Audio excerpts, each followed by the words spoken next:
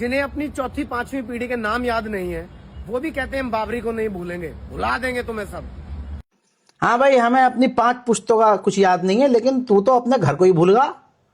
भैया इसकी कहानी सुनो, ये कौन है? अपनी पत्नी का अपने दोस्त के साथ बलात्कार करवाने वाला, अपनी दोस्त को अपने पापा और अपने भैये के सामने लिटा देने वाला। और साथ ही ये वो है जो दुकान पर, ऑटोमोबाइल पार्ट्स की दुकान पर काम करता था, दुकानदार था। फिर इसने अपनी पत्नी से कहा, शादी करने के बाद भी हफ्ते हफ्ते तक घर नहीं आता था ये। फिर इसने क्या करा, दुकान छोड़कर गौशाला खोलने को कहा। पत्नी ने रोका, क्या बे आड़ भग कोई और काम कर ले ढंग का। इन्हें कहा नहीं, आगे आने वाले भविष्य में इसमें ही मैं फ्यूचर बनाऊंगा, मजा आएगा इसमें। और इस सिलसिले में ये कभी यहां कभी वहां, और पीछे से पिताजी, बहुत दिनों से पैरों में तेल नहीं लगाया, आज लगा देना। हमें कहते हैं हलाला, और इसके पिताजी, इसके भाई क्या कर रहे थे, नियोग।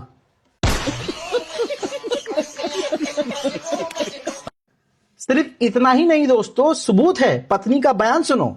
आते थे, लेकिन अपने दोस्त को साथ लेके आते थे वो। और ये जो दोस्त का आप जिक्र कर रही है, क्या ये भी आपको आपके साथ दुष्कर्म करने की कोशिश करते थे? दुष्कर्म तो उन्होंने किया है साथ में, जब भी तो अम्मा ना करती थी तो मारते पीटते भी थे, यहाँ तक कि ससुर भी करते थे। और सास को बताया तो सास कह रही अच्छा हो रहा है तेरे साथ। FIR में कहा गया है, उनकी पत्नी प्रीत सिंह की पत्नी ने ये आरोप लगाए हैं कि प्रीत सिंह और उनके जो परिवार के अन्य सदस्य हैं, उन्होंने उनके साथ लगातार रेप हुआ और साथ ही उन्हें पिछले 10 साल से घर में कैद करके रखा हुआ है।